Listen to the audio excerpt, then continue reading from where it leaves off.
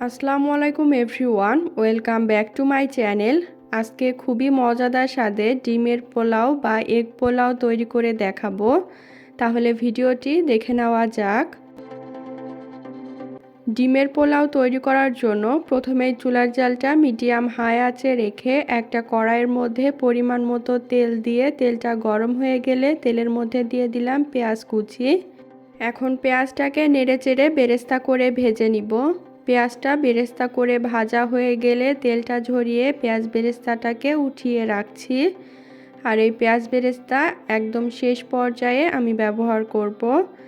এখন সেই তেলের মধ্যেই আমি দিয়ে দিলাম 4টা সিদ্ধ ডিম। ডিমের গাটাকে হালকা একটু কেটে ডিমে সামান্য একটু লবণ মেখে ডিমটাকে তেলে ভেজে নিতে হবে। ডিমের দুই পাশটা হালকা কালার হয়ে গেলে তেল থেকে ডিমগুলোকে উঠিয়ে নিব। তারপর তেলের মধ্যে একটা বড় সাইজের আলু দিয়ে এখন আলুর মধ্যে সামান্য একটু লবণ দিয়ে আলুটাকে নেড়েচেড়ে চারিপাশ থেকে সমানভাবে কালার করে ভেজে নিচ্ছি।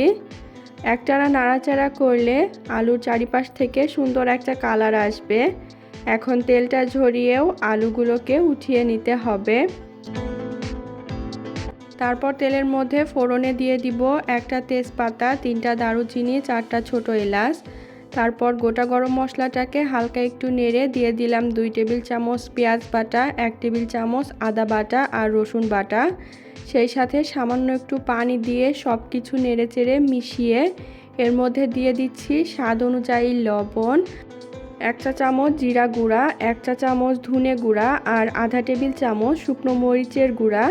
এখানে শুকনো মরিচটা কেউ দিতে না চাইলে কাঁচা মরিচ বাটাও দেওয়া যাবে। আর মরিচের পরিমাণটা নিজেদের স্বাদ অনুযায়ী দিতে হবে। তারপর নেড়ে চেড়ে মশলাটাকে কষিয়ে নিব।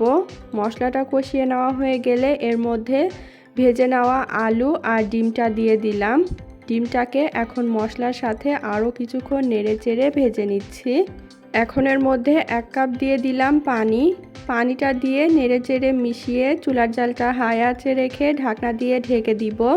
ততক্ষণে আলুটা পুরোপুরি সিদ্ধ হয়ে যাবে আর মশলার সাথে ডিম আলুটা ভালোভাবে রান্না করাও হবে। এখন আমি ঢাকনাটা উঠিয়ে ডিম আর আলুগুলো একটা বাটির মধ্যে উঠিয়ে নিব আর মশলাটা কড়াইয়ের মধ্যে রেখে দিব। আর সেই মশলার মধ্যে আমি দিয়ে দিব 2 কাপ পোলাওয়ের চাল। চালটাকে ভালোভাবে ধুয়ে আমি পানিটা ঝরিয়ে নিয়েছি। এখন চালটাকে নেড়েচেড়ে কিছুক্ষণ সময় নিয়ে ভেজে নিচ্ছি।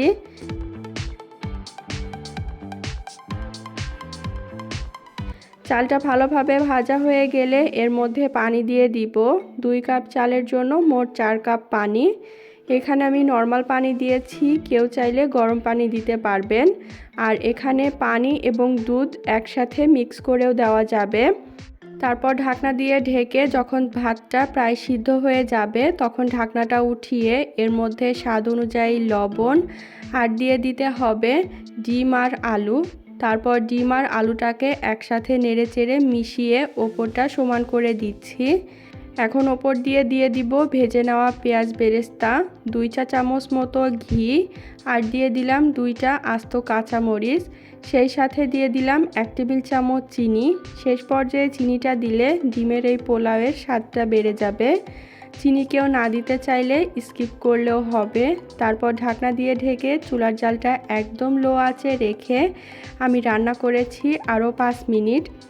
5 মিনিট পর ঢাকনাটা উঠিয়ে সব কিছু নেড়ে দিলাম যাতে ওপরের ভাতটা নিচে আর নিচের ভাতটা ওপরে যেয়ে চারিদিক থেকে ভাতটা সমানভাবে তাপ পেয়ে পোলাওটা ভালোভাবে সিদ্ধ হতে পারে আর ঝরঝরে হতে পারে। আবার ঢাকনা দিয়ে ঢেকে রেখে দিব 5 মিনিট। 5 মিনিট পর ঢাকনাটা না উঠিয়ে দমে দিব 10 মিনিট। 10 মিনিট পর পোলাওটা আমার পারফেক্টভাবে হয়ে গেছে। এখন ডিমের পোলাওটা আমি একটা সার্ভিং প্লেটে সার্ভ করে নিচ্ছি। তৈরি হয়ে গেল খুবই মজাদার স্বাদের ডিমের পোলাও। বাসায় মাছ মাংস না থাকলে ডিম দিয়ে ঘরে থাকা অল্প উপকরণেই এই ডিমের পোলাওটা খুবই সহজেই তৈরি করে নেওয়া যাবে। আজ এ পর্যন্তই। ভিডিওটা ভালো লাগলে অবশ্যই চ্যানেলটাকে সাবস্ক্রাইব এবং পেজটাকে ফলো করে দিবেন আর ভিডিওতে একটা লাইক দিয়ে দিবেন। আল্লাহ হাফেজ।